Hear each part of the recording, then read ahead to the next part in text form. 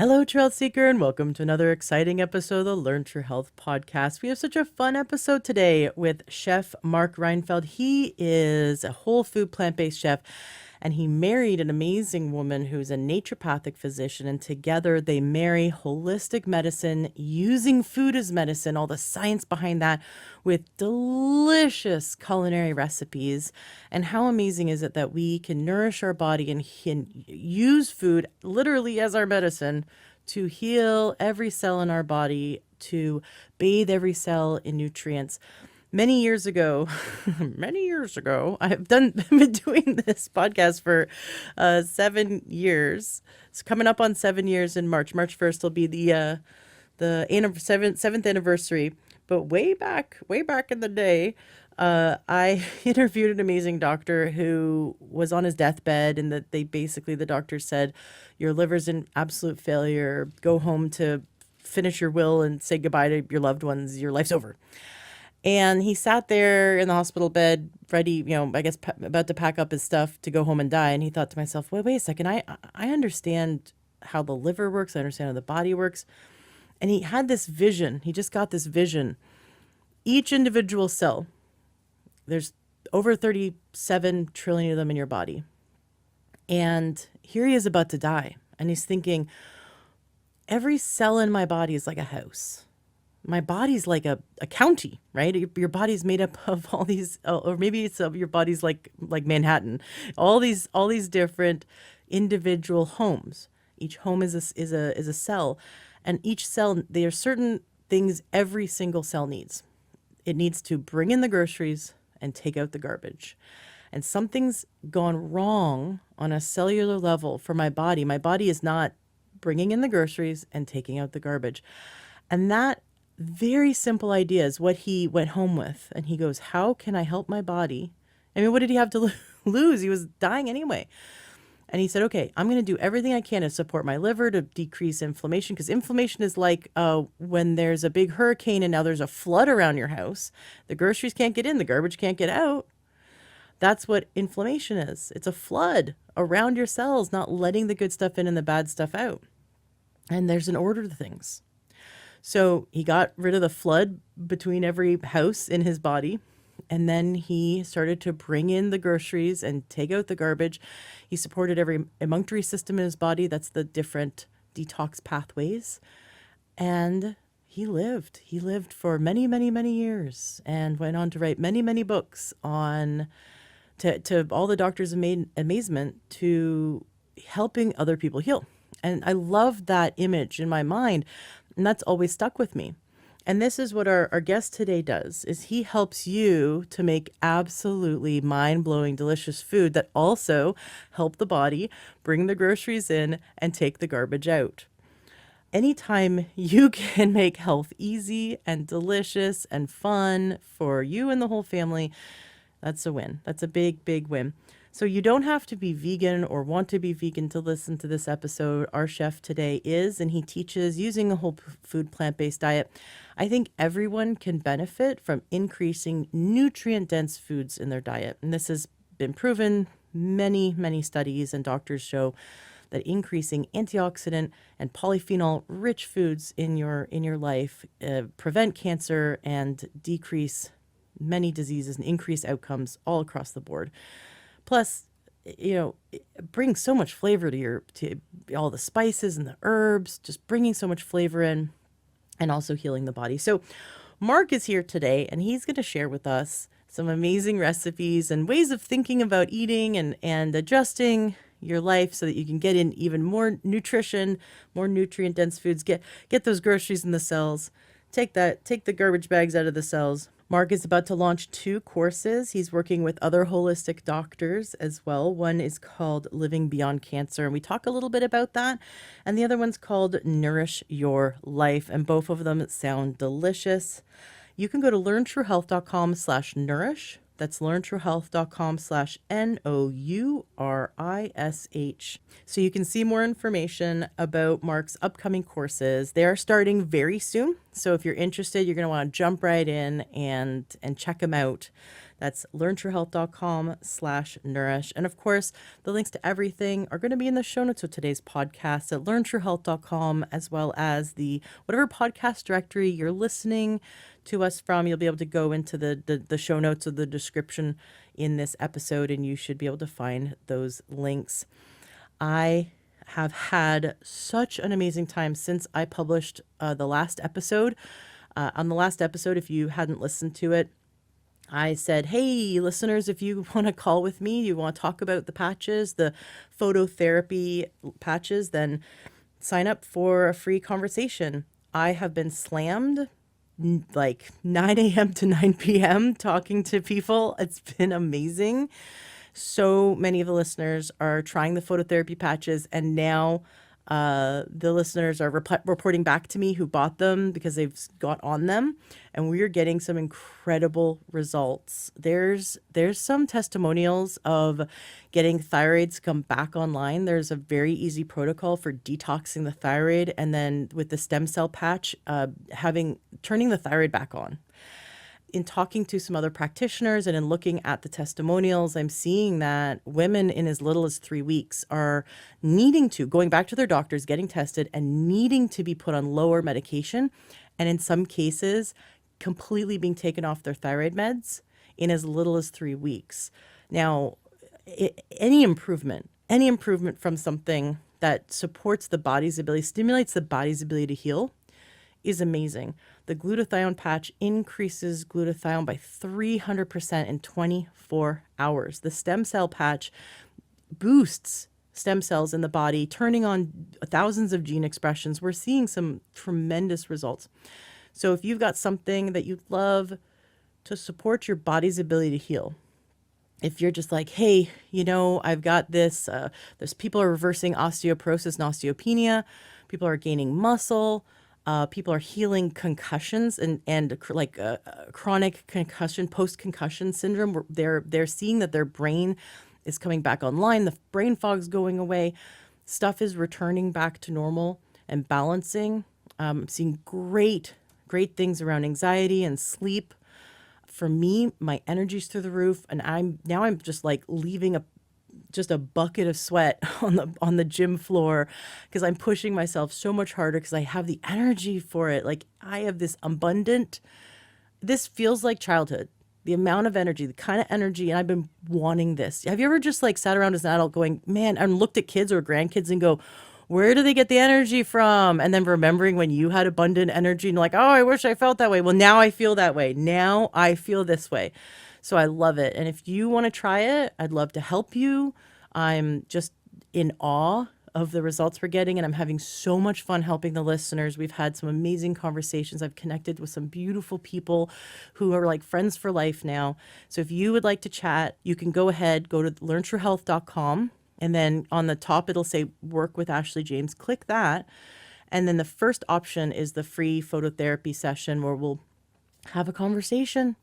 And it says it's 15 minutes, but most of these phone calls have been longer because of all the questions people have. And I am totally fine with that. I've been padding a little time in between the calls just in case they go over. So bring your questions to me. I'd love to chat with you. And if you're shy or you just don't have time to chat, because my schedule is being booked up pretty fast and you want to talk sooner, you can always email me, ashley@learntruehealth.com. I'd love to chat with you. I'd love to help you. You can also message me on Facebook. You can come to the Learn True Health Facebook group. Just go to learntruehealth.com/group to find us. Come join us.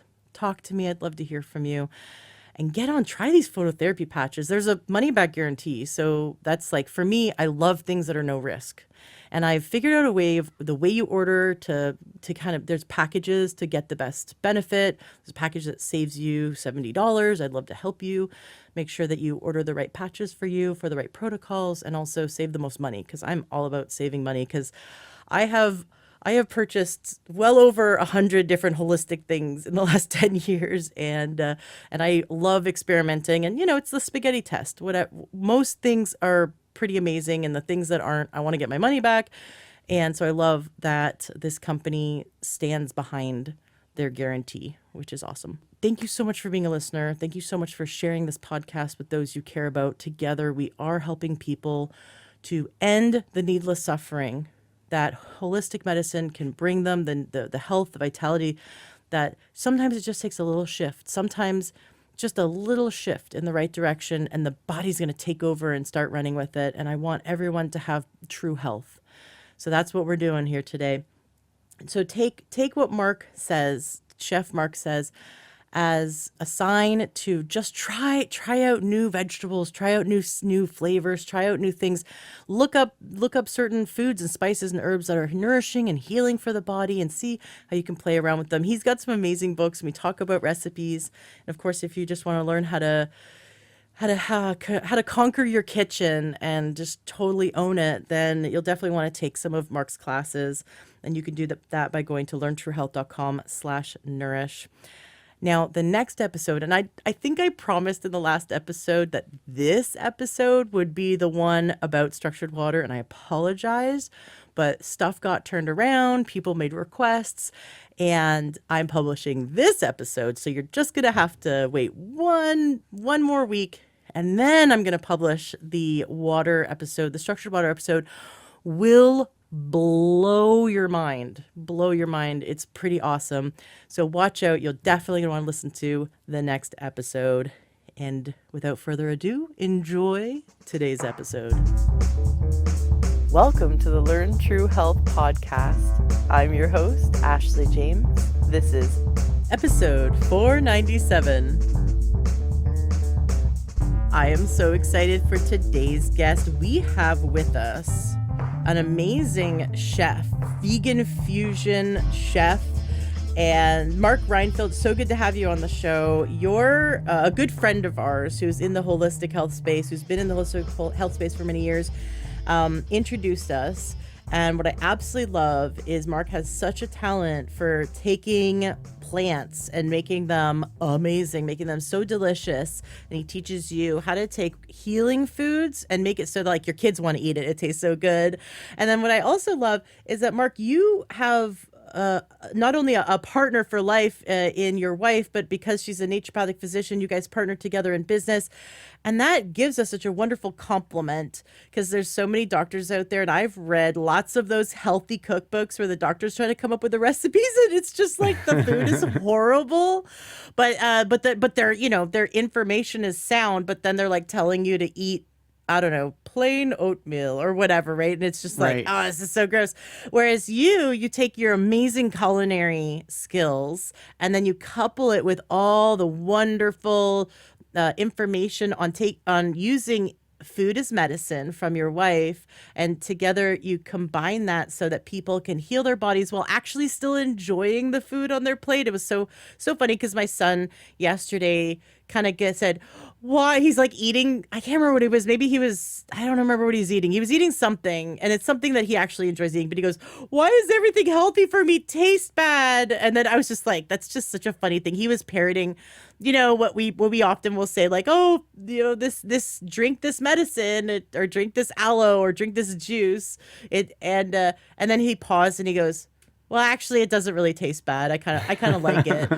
But he chooses to eat. He actually just chooses to eat raw vegetables. I cannot cook him a vegetable. He's like, if I steam him some broccoli, he just looks at me. He goes, what did you just do to my broccoli? Like he just wants to eat plain raw food. So then I can't even use these tools to make things taste good. But here we have Mark here, who has all these skills, and I want to pick your brain so that all of us tonight in the kitchen could spice something up, can add something to our dishes. And I'm not saying that everyone has to be vegan, but everyone can benefit from adding more nutritious foods to their life. And you're here to teach us how to spice it up. So welcome to the show. Thank you so much for having me, Ashley. I'm excited to be here. And I hope that after today, I've learned some tricks that I can take to the kitchen, and my son will never say again, why does my healthy food always have to taste like this? He's totally, he knows the buttons to push. Don't our kids just absolutely know what buttons to push? It's so funny how family does that.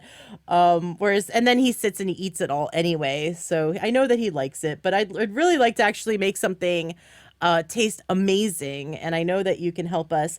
And also, what I love is what's coming up, and I definitely want to make sure listeners know about it. You are launching with your wife February 15th and 16th. You have two courses you're launching.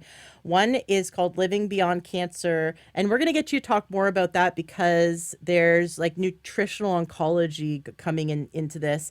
And, setting your life up in the kitchen to just maximize that healing for someone who is facing cancer or facing recovery.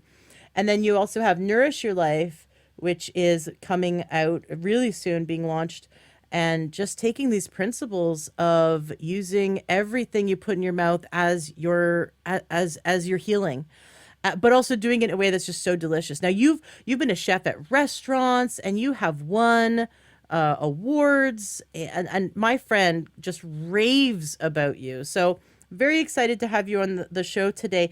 Before we jump in and learn some tricks in the kitchen from you, and also learn about your wonderful programs that are coming up, what should we know about Mark, about the life of this vegan chef? What should we know about you to be oohed and awed?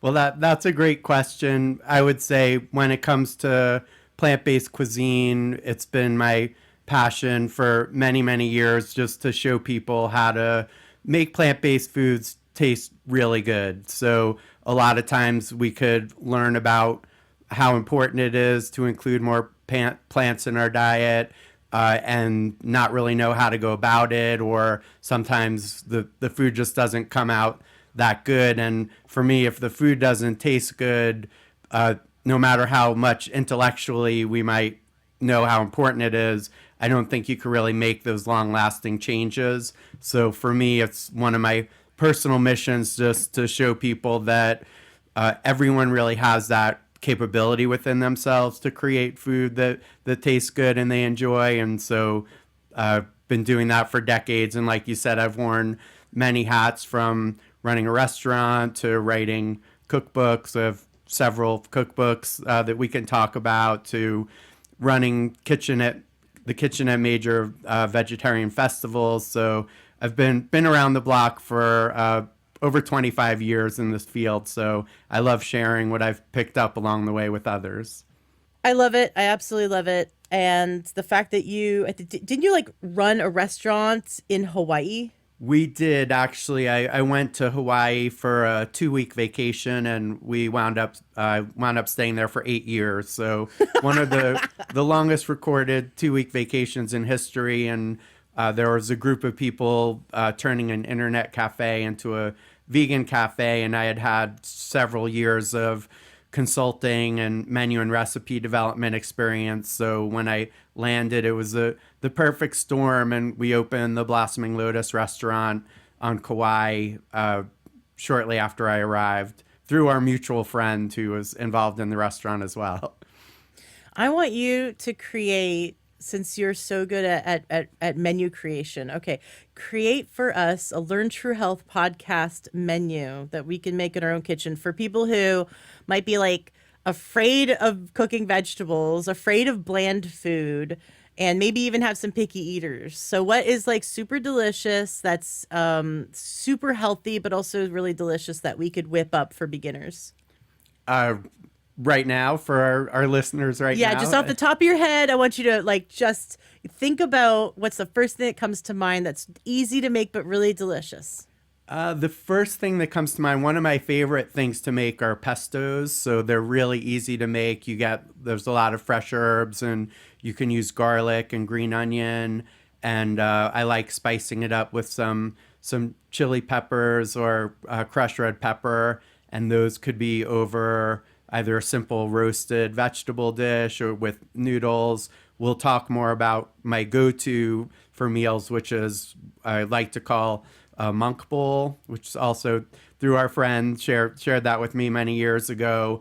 And that's using a combination of a grain, a green, and a protein. So you could really whip up these simple meals. And if you have this lovely pesto sauce, it's a winner. So I'm oil free as well. I'm oil free, I'm gluten free. And what I like to do when I make pesto, I learned this from one of my friends because she has a gardener for a husband who often will harvest too much arugula. Like if you could imagine too much organic homegrown arugula. Mm-hmm. But there it was. She had like, cause you have to harvest the arugula before it goes to seed, before it bolts, and it can get quite spicy. And so here he's like harvested these pounds and pounds of arugula. And so she took arugula, she took some of the nuts, some of the what am I thinking about? What are the nuts you put in this thing? Why am I Pine having a nuts brain? or Pine nuts, thank you. She took some pine nuts. She didn't do a ton of pine nuts. So she did like a lot of arugula, some raw garlic, a little bit of aminos, liquid aminos, and nutritional yeast, Mm-hmm. and then some pine nuts, but not a lot of a pine nuts, but a lot of the arugula. And she blended it like crazy, put it in a bunch of jars, and I don't know, she kept it for so long it started to ferment. Like it was delicious. It lasted for a while in the fridge, but we would take that and scoop it and slap it on top of our bowls. Oh, so that's my favorite pesto. But see how it's so easy. You can do pesto with basil, but you can also do it with other herbs too, and you can play around with it. Like you said, play around with the spiciness. That's fun. Yeah, and also you could, when I do an oil-free pesto, I like to put some avocado in there too. That gives There it you some of go. that oil body, and it's one of the ways that I encourage people to get creative and kind of break out of the recipe trap is by viewing recipes as templates or the underlying formula. So with the pesto, like you mentioned, you could replace the basil with arugula, or you could also use parsley or cilantro. There's tons of ways to make a pesto. Now, I sometimes hit that wall where I'm kind of just burnt out, right? I'm just like I kind of go. I have a great selection of things in the kitchen, but I kind of get stuck in that trap where I cook the same few meals over and over again. What's a really great unique recipe, maybe from one of your books? We can obviously talk about your books. What's a really great recipe that shakes it up and gets people out of their just routine, that's kind of they gotten burnt out on their food routine? That is a wonderful question too. Depending on the type of dish, like I like getting creative using seed and nut crusts on dishes. So making like you could do a encrusted portobello mushroom, or I like doing it with tofu cutlets as well, where you could use like macadamia nuts or hemp seeds to make these really flavorful mixtures that then could be added to give like that texture of a crunch to different vegetables, and like tofu as well. The super firm tofu is my go-to for that. I love it, and I love that idea of a portobello because I like marinating portobellos with balsamic, Mm. and then roasting them in the oven with other vegetables, and oh, the amount of flavor that a portobello will absorb. I had a this was way before I became plant based. I had a vegetarian friend tell me once that she ate a portobello mushroom at some event. I think it was like a vegan wedding. She goes, that portobello was marinated like it was steak. And she said it was so delicious. She goes, and she talked to the chef, and they marinated it just like as if it were steak, right? Like Yep. they chopped up some onion and garlic and all these herbs, and then like a balsamic and a wine, and had them all soaking in there. And so I don't know for how long, but as long as I guess you would marinate a mushroom, and then they roasted them or grilled them, and oh my gosh, it was just like mouth watering. And that's the first thing my husband who was a meat eater his whole life just woke up one day, about it was 5 or 6 years ago. He woke up one day and went, I'm never eating meat again. It's just something switched in his brain. And that I would have lost that bet. If someone had told me when I met my husband that he'd one day not eat meat because that's all he ate and he hated vegetables, he just switched like 100% overnight. And his personality went from like 100% meat. He would tell the joke about, he'd joke about vegans to all of a sudden becoming one. And so had to learn. I had to learn on the fly because I cook all the food in the house. I had to learn on the fly how to cook this way. And at around day 3, I was serving him something, and he said, "This tastes so good." He goes, "Vegetables taste so good. If you had told me that this would taste this good, I would have quit meat years ago." And for Wow. him, it's really worked for him. It just I like to say in the show, I'm not pushing any diet dogma. I just believe in using food as medicine. And so if you can find more healing through introducing more nutrients into your diet, then that's great, right? And so we look to power couples like you and your wife who are combining the medicine and the culinary skills to help us, enrich our health through making delicious food. So Well, I've put you on the spot long enough. yeah, that's good. Well, I just in reflecting on it, also just the really one of my really big tips is to create global spice blends or to utilize global spice blends, and that's a big part behind vegan fusion cuisine, which is my style of cooking. And so it could be as simple as purchasing a Cajun mix, a Ethiopian mix, a Moroccan mix. There's a lot of pre-made spice blends, and I love sharing how to make global spice blends. That opens the door to a whole world of cuisine for people. So if you're in a kind of culinary rut, getting familiar with some of these spice blends, you could turn simple stews and soups into this whole array of world cuisine. So that's another one of the ways to really kind of break out of a routine.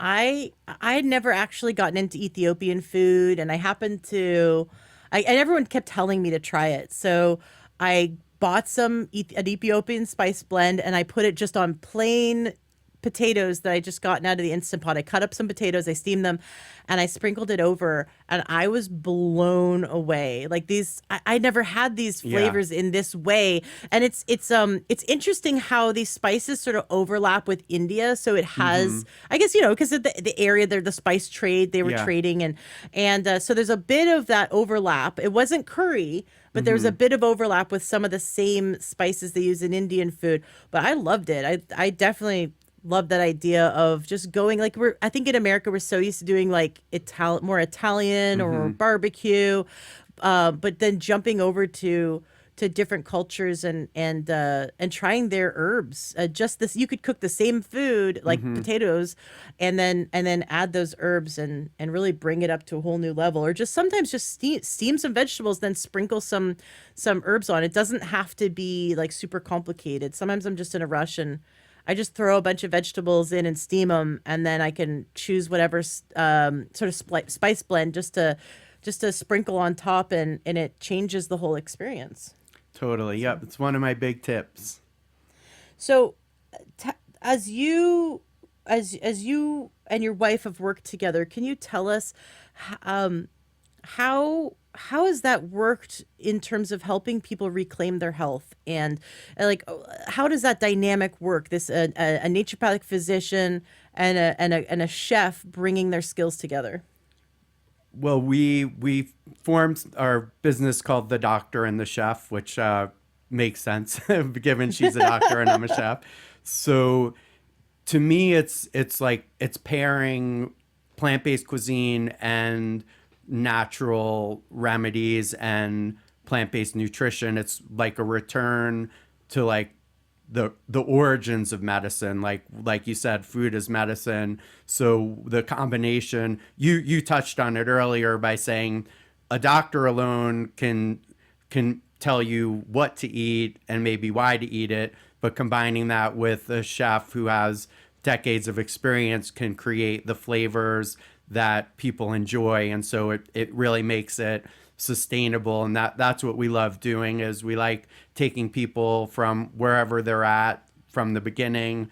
In the course we start off with like, I point to the kitchen, that's where the kitchen is. So, and then we get to the kitchen and the knife, this is the sharp end of the knife. This is where you hold the knife. So we start like that ground zero and then guide people along the way to making these changes stick. And that's what it's all about for us. Like food is such a core part of what can bring us health and mental clarity and energy. And so utilizing the principles of plant-based nutrition and making it taste good, I think is a real winning combo. Now, has your wife always been into plant-based nutrition, or she's a doctor, so she's got to look at the science behind it, right? So, maybe tell us a bit about how she decided as a doctor that this is the best way to help people heal. That's she has a unique journey. She went to naturopathic medical school in Portland, and they're not so much into plant-based nutrition there. They're a lot there. She was still looked at as fringe. She just, in her own studies and reading, just realized the importance of plant-based foods and the phytonutrients and the creating a healthy microbiome. And there's also other aspects of why people adopt to choose to eat more plant-based. And so it was a combination both of her nutritional knowledge and understanding and just her other beliefs surrounding, preserving the environment and things like that. So she, when we met, she did years of studying to get her doctorate and then realized I need to learn how to cook. I need to know how to make the food, and that's what my calling has been. So that's how she came to it, and then realized the importance of showing people we need to reclaim our own health, and a big part of that comes by learning how to prepare our own food. It's wonderful if you have access to prepared food in your community or good restaurants that you could order from, but there's nothing compares to really the kind of love and attention that you could put into creating your own meals, and you could decide, how much salt to put on. Things like that can really help control your own health. Well, and I think bringing up a good point that most people eat takeout or go to restaurants. And I have a form that I have all my clients fill out when they first start working with me. And it asks what percentage of their meals are home cooked. And I very rarely ever see where it says 100%. And most people are between 0 home cooked meals. There's a few people who say I eat 100% out. I eat 100% takeout. And then there's some people who go, even though I eat at home, I'm eating 100% packaged, pre-made foods. I have to open a can in order to eat, or microwave something from the freezer. And then there's people who say, okay, about 75%. It's rare that I even get someone saying 90%. And then usually when I start talking to them, they realize that it's, even though they wrote down 90%, it's more like 50% of their meals are eaten out. When they go, well, every morning at Starbucks and a breakfast sandwich, and every lunch is a Subway sandwich, that kind of thing. And they're like, oh, wait, I'm only eating 7 meals at home a day, which is my dinner. And then half of that I'm bringing home takeout. It really adds up. And I think we have a blind spot, kind of like when we stop looking at our bank account. Have you ever done this in your life, at any point in your life? I know people are really, there's a lot of people who are responsible with their bank account, but have you at any point, maybe when you were a teenager and you just didn't, or in their 20s, you just don't look, and you're like, maybe if I don't look, there's money in there, right? Right. Totally. And we don't get in touch with what's the date. We don't really get in touch with the numbers. And then the problem with not being conscious of the numbers is that's usually when we go unconscious of certain areas of our life, like going unconscious around our finances, going unconscious around our eating. That's when drama happens, right? Like you've got bills, drama from bills, or now drama from health, because we're eating more and more and more processed food, even though we're maybe not admitting to it to ourselves. And with the problem with processed food, especially eating at restaurants, and as a chef and as someone who's ran restaurants, you can attest to this. The restaurant owner is not, and they're not a bad person, but they're not sitting there thinking about your health. Like, I've got to make sure I select the highest quality oil, and I have to make sure I pay the most for these, Right. This organic produce that's locally grown in the most nutritious oil. No, they're thinking about the cheapest oil possible, especially because prices have doubled for restaurants. The cheapest oil possible, the cheapest, GMO, pesticide filled foods. And then they put oil in everything. You get rice from a Mexican restaurant, it is covered in that very cheap oil. Right. It is very unhealthy, and it's we know now causes cancer, right? So we think we're doing good, because even if we're choosing healthier options at a restaurant, and this is where I really had to have a little come to Jesus talk with myself in the last year. I'm like, even those times when you're ordering out and you think you're making good choices, it is covered in You know, it's you don't know the chain of custody. You don't know the quality of this food, if it's GMO or not, if it's organic, or obviously it's not going to be organic if the restaurant doesn't say it's organic. And then on top of that, it's covered in these really low grade oils that are low quality oils.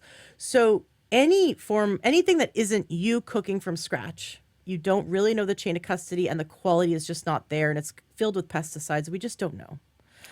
Agreed. So it comes back to, we need to arm ourselves with really quick, really simple, really delicious healing recipes, so that it is as almost as easy as ordering takeout. Like it's kind of like DoorDash just seems a little bit harder than just dashing into the kitchen and throwing something together that's delicious. So we really need that. But when we understand and we start to feel better, and we understand the how important why it's so important, then committing to 15 minutes in the kitchen every day, or 20 minutes in the kitchen every day, then that's like, okay, now I can be on board. But we got to start like shifting over to like increasing more home cooked meals. Big time. Yeah. So, and I love that that's what you're doing, because you're kind of like rubber hits the road. So many doctors, and I've had doctors tell me this, like, I can't come home with you and get you to do these changes Right. yourself. Like Yeah. you have to do this. I can just tell you what to do based on your lab results and based on the science and the studies, but I'll see you in 6 months and good luck. Right. Right. Yep. So it's like, but you like to, you're taking the patients, you're like, rubber hits the road. All right, here's a chopping block and here's an onion. Let's get going.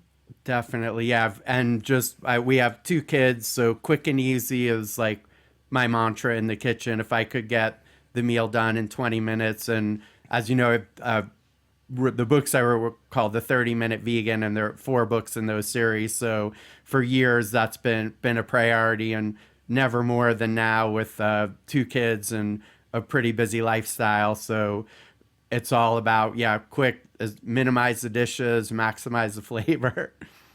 Now I want to know, because I think this is a lot of people think the word vegan means healthy, and it doesn't. There's like a lot of unhealthy vegan foods. I think a lot of people, and I've talked to a lot of my clients who said, "Oh, I was vegan or I was vegetarian in the past, and it actually made me worse." Right.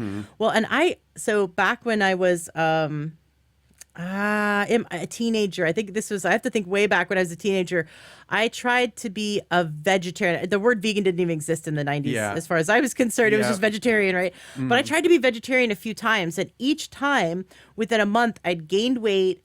I was feeling horrible. But now I thought I was making the right choice, because all I was doing was just basically eating fast food without meat. So I was Right. eating pizza. I was just, and I knew that dairy was not good for me, but I was like, pizza, that's vegetarian, that's healthy. I mean, this is coming from like a 16-year-old who just wants to like try vegetarianism. And I Yeah. tried again at 19, and then I tried again at 20. But every time I got more and more unhealthy. So then Yeah. in my mind, I was like, well, then that means eating meat is healthy. Yep, exactly. But I was actually eating way more processed food because I didn't have any of the culinary skills. So I switched over. So a lot of people think, well, vegan isn't actually healthy, and it doesn't mean you're healthy. So Right. what you're doing is you're taking super nutrient dense foods and helping us learn how to include super nutrient dense foods into our life in a way that's going to be incredibly healing for us. Since you have 2 kids, I'm going to put you on the spot again. Do you have any Okay, recipes? I'll prepare myself. Okay, prepare mentally to take a deep breath. What recipes do you have that are like kid foolproof, that anyone who has picky eaters or kids, what's some really good go-to recipes? I'll share that. I just want to comment on the going the vegetarian. Like a lot of times that is the case when people say they went vegan or plant-based and it didn't work for them. And on further inquiry, they actually became like a pastatarian, and they were just like eating a ton of pasta, and like Oreos are vegan, for instance. Yeah. So that's a really good point. And as far as kids, we have one of our sons will eat literally anything. Like he'll take fistfuls of cooked spinach and eat it, and then our other son will contemplate a grain of rice from like 6 different angles, before he eats it. So I'd put him in the picky eater category.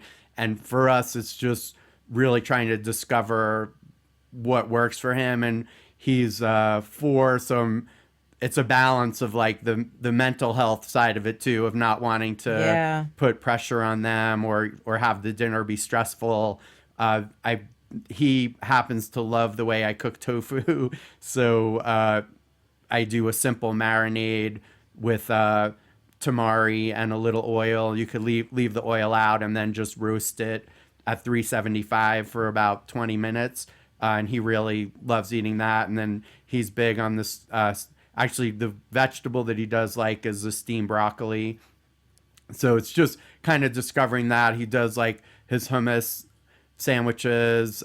He, like your son, he likes raw vegetables. So like he's comfortable eating like a half a dozen cherry tomatoes. Or so as parents, we're just trying to like nurture the foods that he does like to eat and do our best to get the good foods in. So he actually likes avocado too. So we're fortunate in that there are some healthy foods that he does like to eat, but you probably know the hiding trick also. So if your kid didn't like avocado, if he liked peanut butter and jelly, you could kind of get a thin layer of avocado under the peanut butter.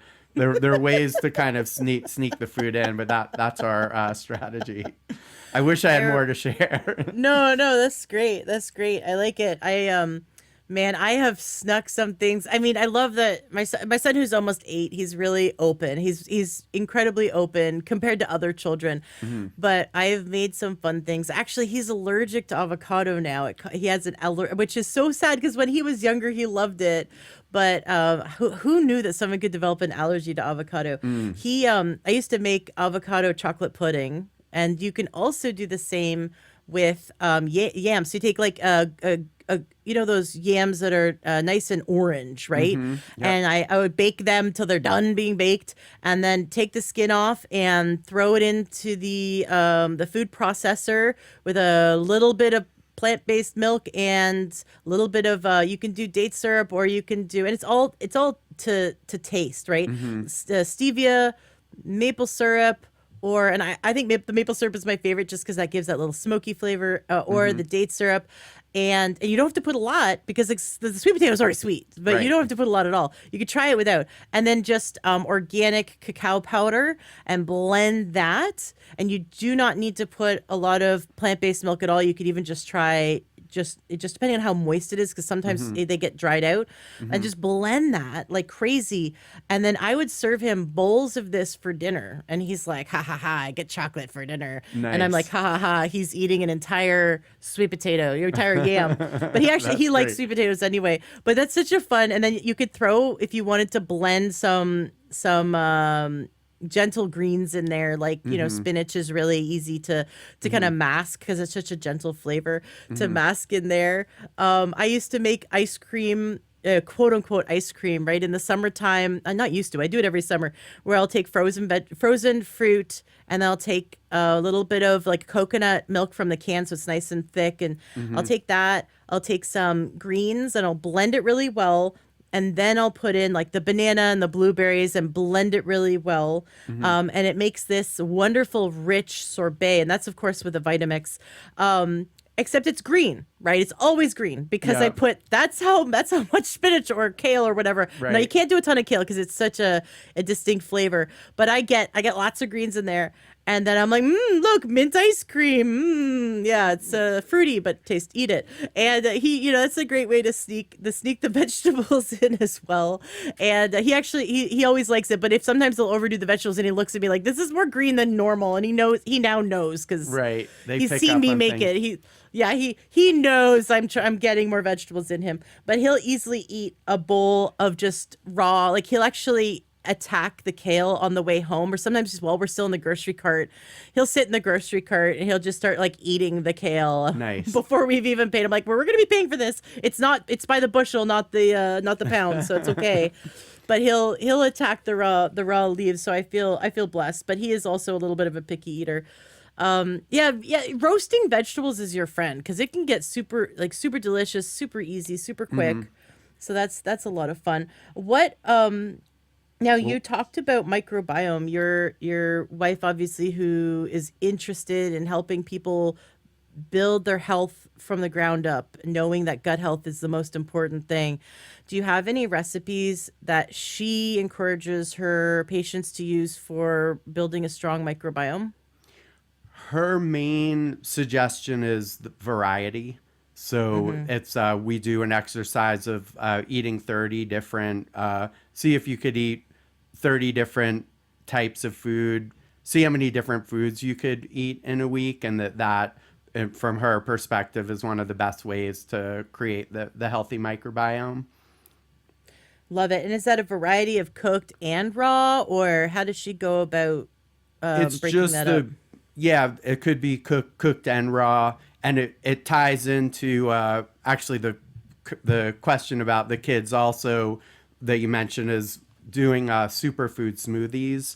So like starting off your morning, and our kids love that too, as a great way to get like nutrients in and a variety of ingredients in. So we put some of the superfoods in, like the hemp seeds and chia seeds. We do little like maca powder and other greens, so we're able to get that variety. Both starting your day with that's the other one of my big recommendations, along with the spice blends for how people could get started, is using making use of those superfood smoothies. Love it. Yeah, you could really ramp up the smoothies. I Green Smoothie Girl, Robin Openshaw. I've had her on the show before, and I've been on her show. Mm, She was really really sick. I think it was in her early 20s, and she had a child that was failure to thrive. And mm. she remembered that her grandmother had done. I mean, this is like, did they even invent blenders back then? Right, the But their mortar and pestle. grandmother, right? Exactly. Her grandmother was doing basically these kind of like concentrated drinks with vegetables, Wow. and she remembered hearing this story about her grandmother basically like before the word smoothie was even invented, was doing this, and that it helped her. And so just intuitively she went to the kitchen and threw vegetables and fruit into a blender and blended it and just started drinking it. And her child, very very young, I think like toddler level, saw her drinking this and wanted it. And Mm. then she's like, "Oh, I don't know." Like, so she tried not to give it to the kid just to see what would happen. The kid's like, "No, I want this." And she's like, "Okay, fine." Like reverse psychology on the toddler. And the toddler loved it. And so she gave that to her toddler, and her toddler went from being failure to thrive to fully thriving. Wow. And she went on to she got her health back. She went on to get all of her children, and then her whole family just grew up having these green smoothies. But the variety of what you put in it is really important. Like just rotate everything. Mm-hmm. Yeah. But her trick, and I love this. She go because she raised a bunch of kids, and her thing was always before while she was cooking dinner. The first thing she'd do before she cooked dinner, and I just love this idea, especially for teenagers. She would chop up a ton of different vegetables, make a big vegetable platter, and just put it on the table. So you know how Mm. like you come home from school, or if you remember when you came home from school and you're hungry, or you come home from work and you're hungry.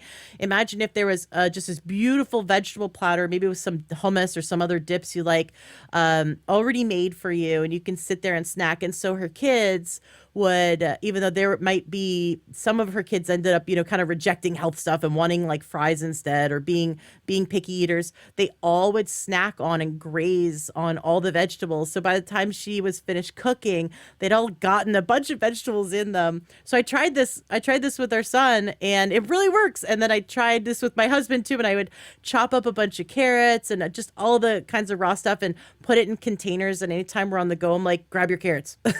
That's a or wonderful grab your idea. That's great. yeah, grab your carrots and celery sticks. And yeah, it's just great because then when you're on the go, sometimes we'll be going out to run 2 errands, and you know how running 2 errands turns into an entire day out, like just running Definitely. errands. Yep. And of course then you're hungry and you just want to, especially on days when I go grocery shopping. By the time I'm done grocery shopping, I'm famished and tired. I'm like, I don't want to sit and cook, I just want food now. And that's the worst habit to get Yeah. into, is going to run your errands and then using that as an excuse to eat takeout, Mm.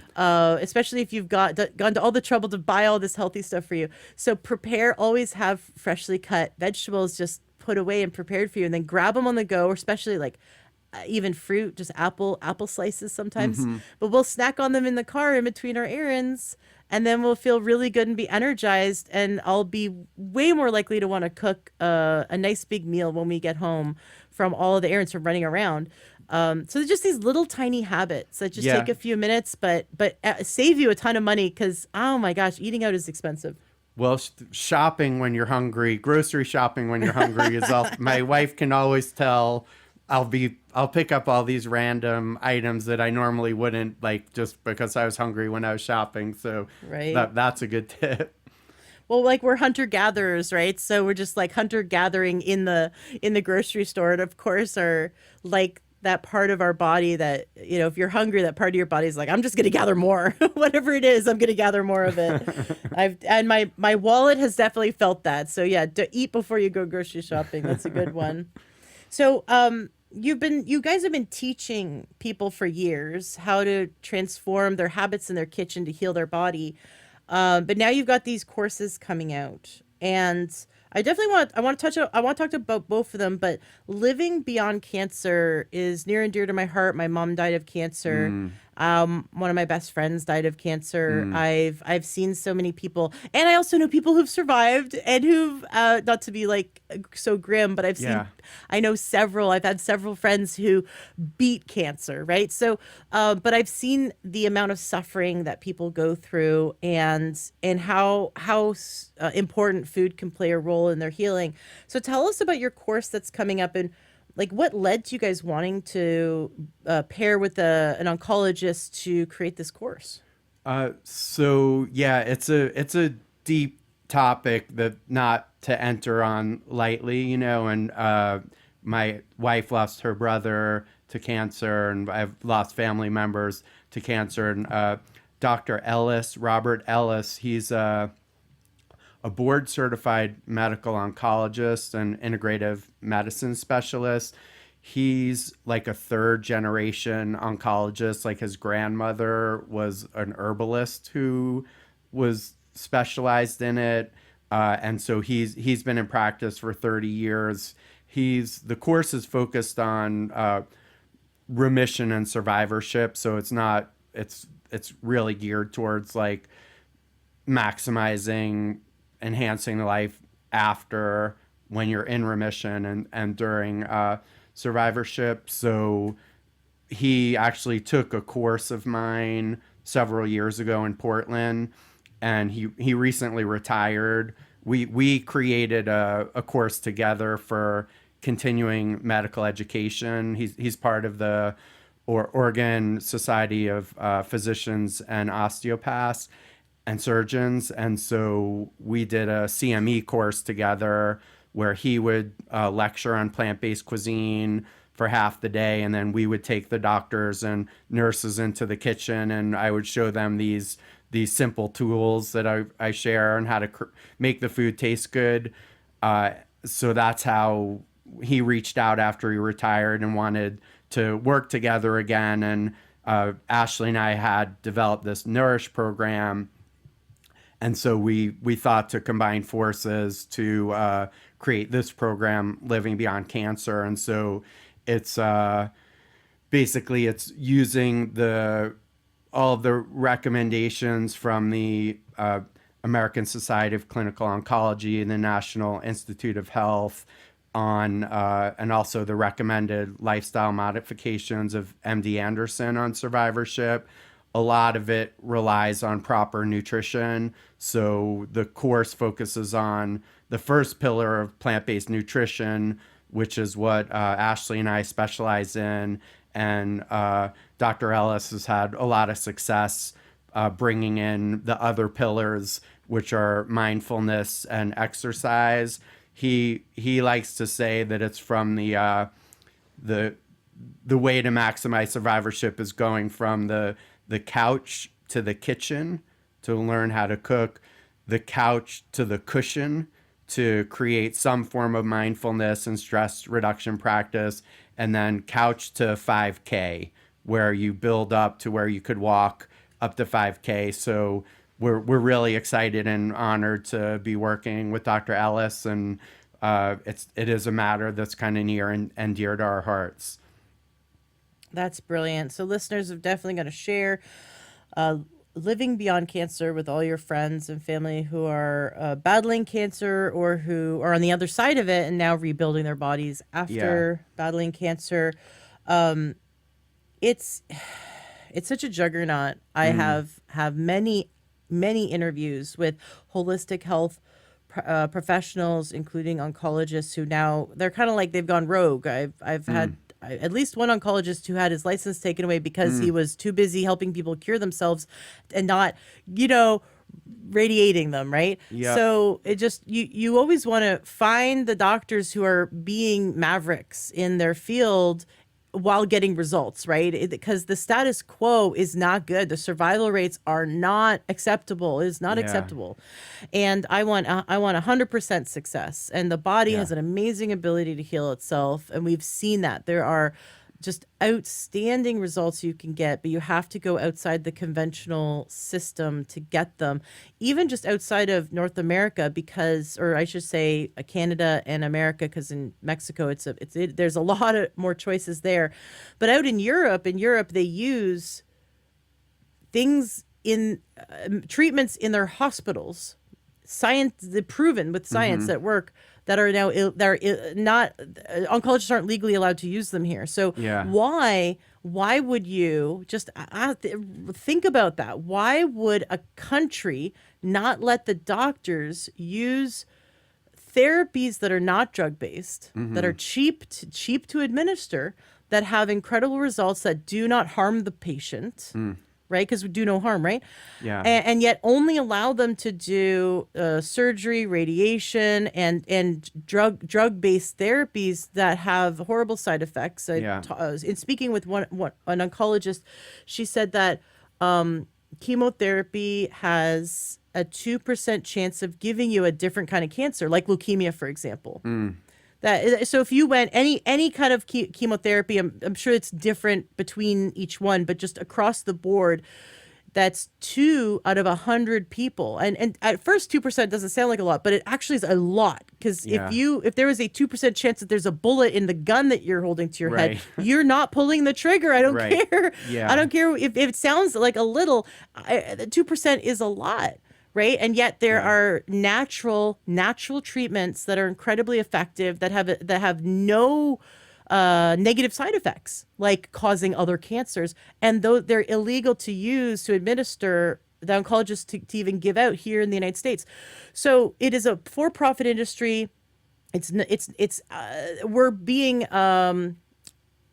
censored to the point of not being given all the information in the mainstream, which that's why I do what I do, to Yeah. spread this information. But in Europe, in the hospitals, they're doing treatments that are not being allowed to be done here, and they're doing them successfully. And it just breaks my heart to think of how many grandmas, Yeah. how many Yeah. moms, how many dads, how many brothers are suffering because they go to the oncologist, and the well-meaning oncologist who wants to help you. The way the system is set up, they're limited to what they can offer you. So here we have putting the power back in the hands of the people. You're doing Living Beyond Cancer, a course that is giving them the tools so that they can slowly build their life back and get, walking and heal themselves, decreasing stress, increasing nutrition from their food. So this is good. This is good. I saw over and over again one of my friends who battled cancer Mm. and eventually, it's a long story, but Yeah. she battled it for a long time holistically, and then she ran out of money, got too tired, and tried chemo and radiation and died almost immediately from that. Wow. But Yeah. she lived quite a while doing it. She Mm. lived with it for a long time, and then the radiation just put holes through her body. That it was. I mean, I wouldn't do that to my worst enemy. But she noticed that on the months that she was stressed out, that all her numbers would get worse, and that her Yeah. tumor would hurt and it would Mm. grow.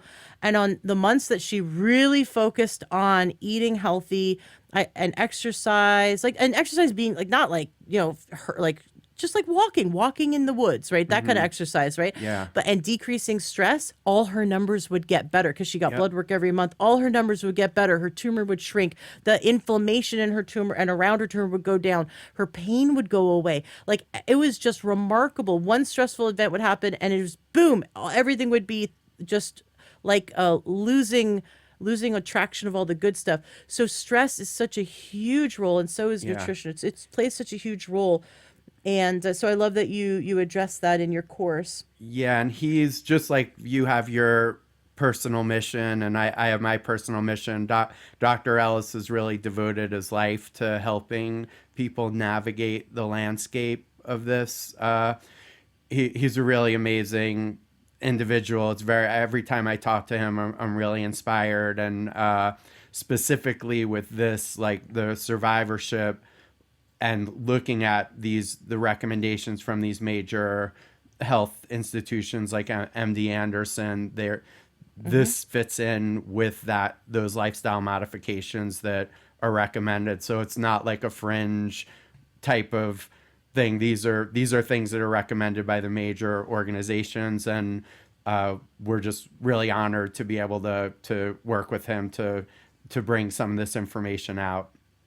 Yeah, the major holistic alternative therapy treatment centers that are out there. I'd love to have him on the show. I'd love to pick his brain. I should Yep. definitely set that up for I sure at some will. point. Yes, Cool. definitely. Yeah. Very cool. He'll light you on fire. He's very inspiring. Nice. Well, we'll definitely do that. So, hey, for those who are listening who wanna take a course, living beyond cancer, and work with an oncologist that will light them on fire, get them super excited, and take all the steps to healing their body and learning those tools. You'll want to check that out. Of course, the links to everything that we're talking about today is going to be in the show notes of today's podcast at learntruehealth.com and in the description of the podcast, wherever you're listening from. Your next course is Nourish Your Life. This is similar to the first one, not for people who are overcoming cancer or rebuilding their bodies after cancer. Who is Nourish Your Life for? This is really for anyone who wants to incorporate more plant-based foods into their life but aren't quite sure how to go about it. So we developed this course, like I mentioned, for wherever people are at. We meet them where they're at. It's we do a 90-minute Zoom. It's a Zoom presentation, interactive, once a week for 6 weeks. And Ashley, Dr. Boudet, presents the nutrition side and gives people a really basic understanding of plant-based nutrition. To a lot of times you need that fortification of like, well, why, am I getting enough protein, or am I getting enough calcium, or what are the healthy fats? So really a good solid understanding of the plant-based nutrition. And each week of the program, I go through, like I said, how to really ground zero. This is the sharp end of the knife. This is how you stock your pantry. This is like a basic equipment list that you could use to get started. You could go really far with just a knife and a cutting board. So I like to encourage people to really make it easy for them to move into this. And we set up a membership community where people can ask questions, or our personal missions is really to help people sustain a plant-based lifestyle, or including more plants in their lifestyle, whatever that turns out to be. Like you said, the vegan police are not present in any of our classes. Everyone's welcome, and I just really love seeing people light up when they realize, oh, I can cook, I can make this food taste good, I can prepare healthy food for my family. And between Ashley and I, we have like 45 years of combined experience living a plant-based lifestyle. So we share a lot of just what works for us, and it really becomes second nature. So the course really is for anyone wanting to include more plants. Like we work with doctors who are busy, like busy cardiologists. As a lot of the major health challenges that we're facing as a society, particularly cardiovascular disease, diabetes, high cholesterol, hypertension, certain forms of cancer. More and more studies and research is coming out to show that a lot of these conditions can be prevented and reversed by including more plant-based foods in our diet. So I know really busy doctors who they just don't have time to show people what to do, but they could say you need to eat more plant-based, or you need to like start, you know, reducing your meat consumption, but people don't know how to go about it. So it's anyone who's been advised by their doctor for these conditions to include more plants. That's who we love working with and helping. I had I've had several doctors who, like cardiologists, I've had several cardiologists on the show who have reversed heart disease, unclogged arteries using a whole food plant-based oil-free diet. But even the word plant-based, I think, is kind of like the word vegan, in that it does not mean healthy, because I can get a Beyond Burger or a whatever Yeah. burger. And you know, if you want to eat that, I mean, that falls in the category of vegan junk food. If you want to try it, go ahead. I think Beyond Burger is kind of like the safer of the other ones, because the other ones definitely have GMO ingredients and weird lab based ingredients. But they're all of those when they, you know, quote unquote plant based foods, like they've got these fake alternative meats, and they're just it's the same as going out and eating from a restaurant. You don't really know the chain of custody. They're not choosing the highest quality ingredients for you. And you are way better off learning how to make like your own lentil burger at home. I have made some amazing. Like I like just experiment. Be willing to burn a food. Like be willing to Totally. like. I know I Yeah. hate wasting food, but like be willing to make something bad and throw it out because you've learned. It's like you are Edison, and Right. your meal is the light bulb, and you Yeah. will get it. I promise you. The more I you love try. that. That's great. Yeah, I love Right? that. Yeah, I And like I've to got- say there's no mistakes in the kitchen. Well, I mean, there definitely are if you have a bunch of hungry family members waiting for you. But this is why it's like, you know, practice on your own time, or like, you know, make a backup meal if you think you might, if you're experimenting. It's so funny because I experiment all the time, and my husband kind of looks like at me sideways, like, are you experiment? Am I the guinea pig today? Like, because I'll hand him something and be like, and I'll just keep smiling at him, and he's in the back of my mind. I want to say like, you might not like it. I kind of burnt it, or you might not like it. I over seasoned it, or you know. And then he's taught me just to shut up and smile at him and wait till he says Right. something. Yeah, because that's where you call it. Well, we say, like, I like to say there's no mistakes in the kitchen. Like if you go to a restaurant and there's like a smoky navy bean soup, there's a chance someone burnt the navy beans earlier in the day, or you could call it rustic if it's doesn't come out quite the way you wanted to. So yeah, I really like that. That's what I do in all my classes. Encourage people to just keep a positive attitude and be gentle with themselves, and just keep trying. I like the Edison metaphor. That's great. Right. So I just remember that these burgers I made were so good, and it was just like 3 ingredients. It was something like, and it was all 1/3, 1/3. It was something like 1/3 brown rice, 1/3 black beans, 1/3 maybe it was quinoa. I just was like, and I blended it. I was just like, I just blended it together. So I just remember, and you could just probably just do like 2. You could be like half cooked brown rice, half some kind of bean, and then blended it, and then I added a bunch of like Chipotle style, like Tex-Mex kind of like Yep. spices, and then I put them into squish them into patties on a baking sheet on a like parchment paper, and I baked them until they were kind of like crunchy on the outside but not burnt, right?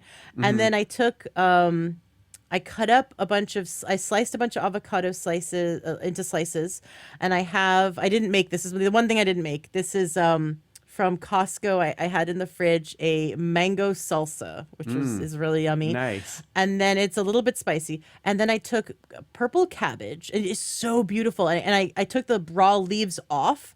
So that became the burger. Like this was like super easy to make. This was so easy, but it was Nice. really beautiful because you've got this beautiful purple leaf, and then I put the patty in the leaf, and then I put the green. So you got the purple and the green and the brown, and then I covered it with this beautiful salsa, and then you kind of fold over the purple cabbage and eat it, and it had the hot the burger was still hot, so you have like the hot burger and the little bit of the crunch, and then you have that sweetness, and then you have the smoothness of the avocado, and then you have the crunch of the cold crunch of the cabbage, and it was delicious. We had guests over, and I'm like, I'm just throwing something together. We'll see what happens.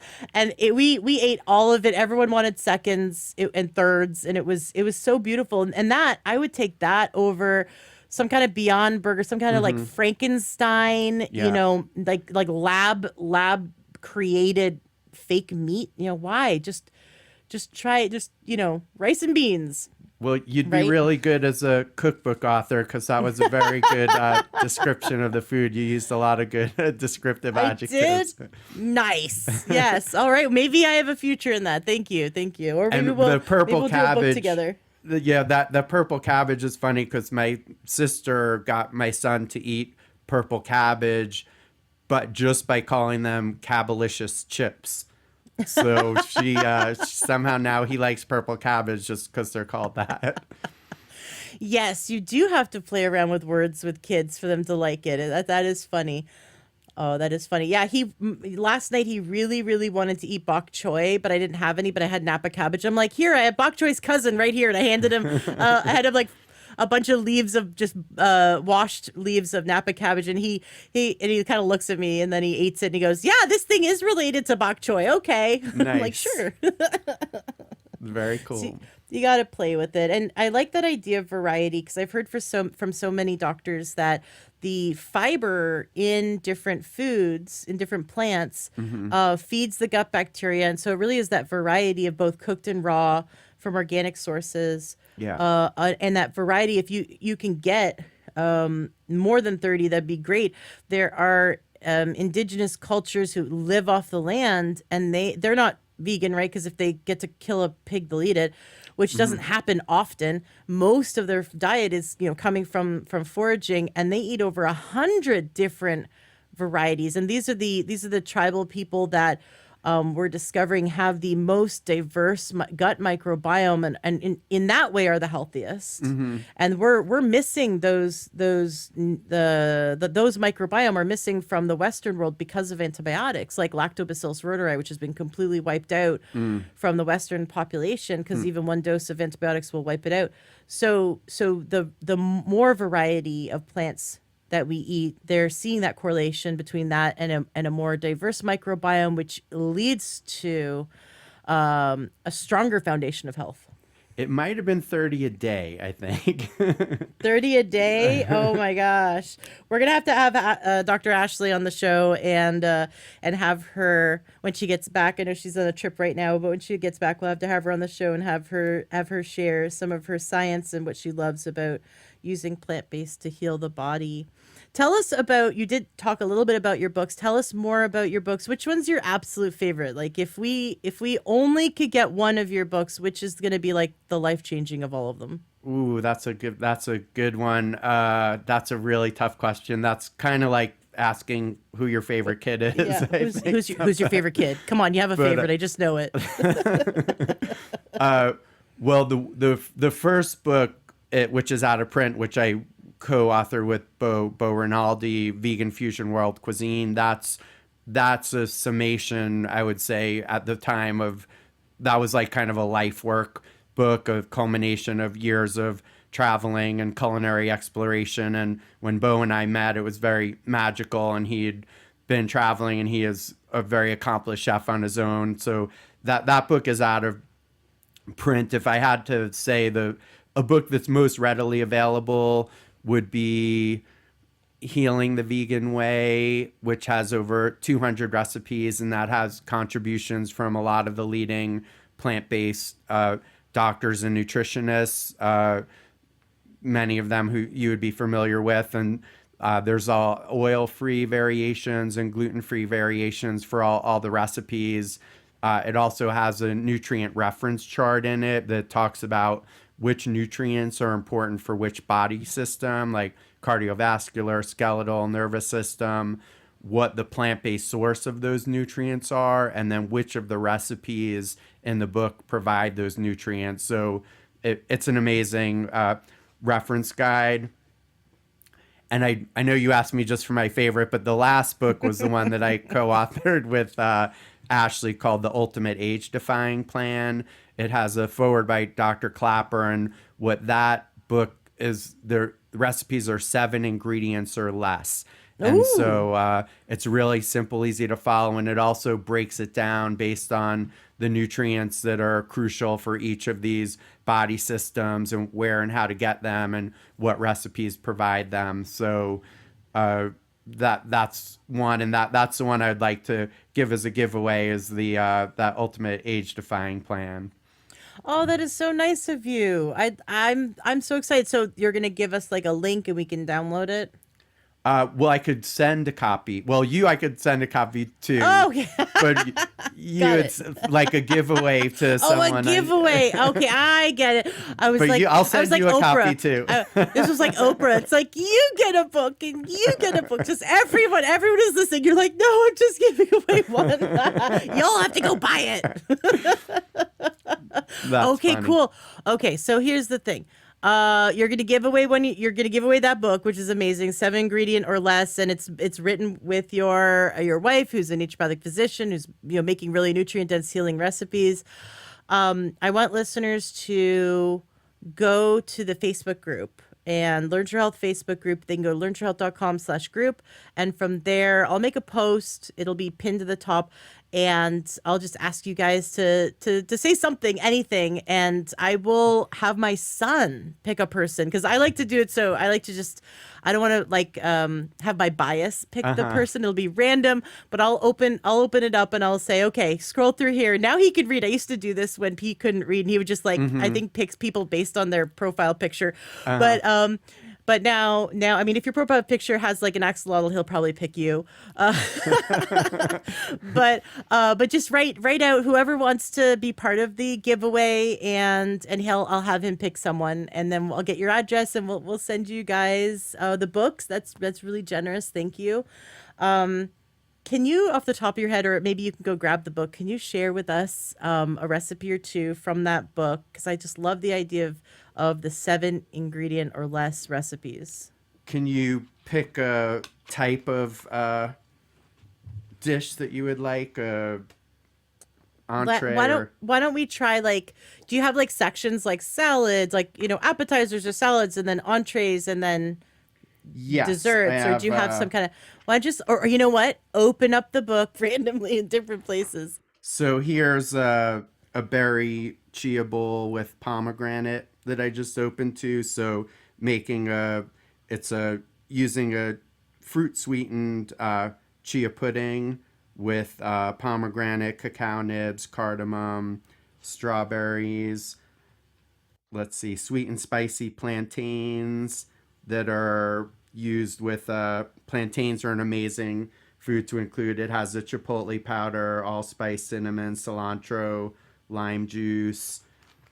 We have macro meal using it has the sea vegetable arame, roasted veggies, adzuki beans, and we have using a vegetable stock. I have a recipe for a pecan sage holiday loaf. So using Whoa. it's making a casserole. I do list optional ingredients. So the core ingredients are 7, but if you want to do more, there's more. I have a chili peach pepper jam, a ruby sauerkraut.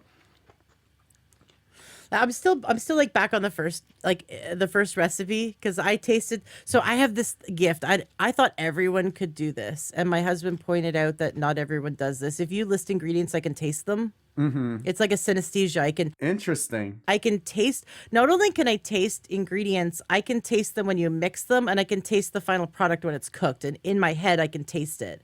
And I thought Interesting. everyone could do that. So you're listing off these ingredients, and all of a sudden you threw in that cardamom, and I am drooling. That's one of my desert island Oh, spices. The stuck on a desert island with one spice.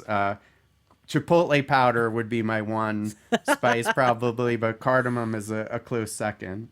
well, yeah, cardamom is so underutilized in the American diet, and you don't need a lot. And it's just, oh man, there's just something about it. So you've got some really amazing, powerful flavors in these recipes, and I'm also hearing the healing modalities in each recipes you're going through. Pomegranates being incredibly high in antioxidants.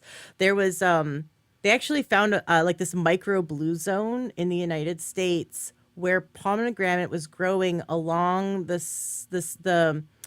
southwestern United States where the railroad was, because those who were from Asia who were brought over, it was like it's just very cruel when you hear about how cruelly they were treated.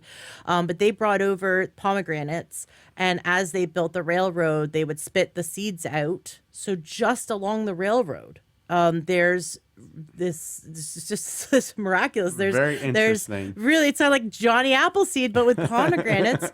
And they found that there were just in this area, and it usually was sort of like poor farm towns where they lived more off the land, and so they were foraging all these pomegranates and eating them. And those who were growing up eating pomegranates and eating them their whole life, that little blue zone, this micro blue zone, had more people living beyond 100 disease free than those only a mile or two away that Wow. didn't have access to the pomegranates. Very So interesting. yeah, I'm not saying it's like the Right. silver bullet to everything, Yeah. but they're so good for you. So if you can add them to your breakfast a few times a week, oh my gosh. And then the cardamom and with all those other flavors, love it. Love it. Love it. I want to get your book now. Sounds delicious. Very cool. Very cool. Um, do you have any stories you want to share with us? You've been in this so long. Sometimes when we get in it so long, we kind of forget how cool it is for someone to just say, "Hey, I'll just try it. I'll try using food as medicine. I'll try going plant-based, but not the kind of plant-based like the Twinkie kind of plant-based and the pasta kind of plant-based.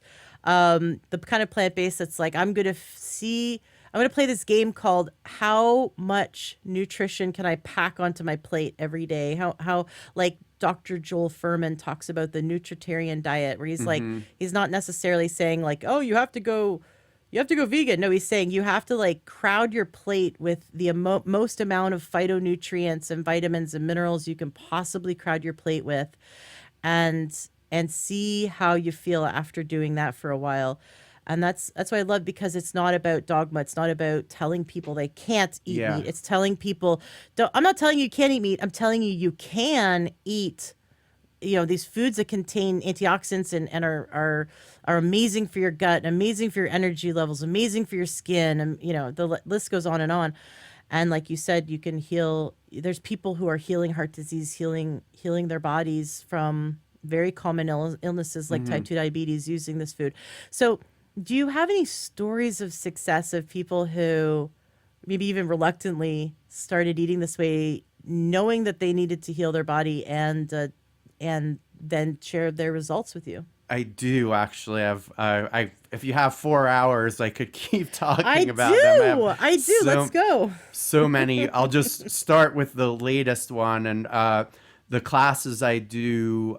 They're people from all walks of life have taken them. I've had cattle ranchers take my class. I had a cattle rancher take my class, and she did a video testimonial, and I don't think she realized what she was saying, but she on camera was saying, well, everyone knows we should be eating less meat. It was kind of one of those funny moments. But starting recently, someone in the class that I'm doing right now, he was retired Navy officer who then went into Homeland Security, retired from Homeland Security, and he found out he had diabetes, and his doctor said, you're going to be on medication the rest of your life. He did some research. He came upon, I believe it was a China study, and he's not vegan, but he went mainly eating plant-based, and he reversed his diabetes. He's no longer like considered a diabetic. That was over a couple year period.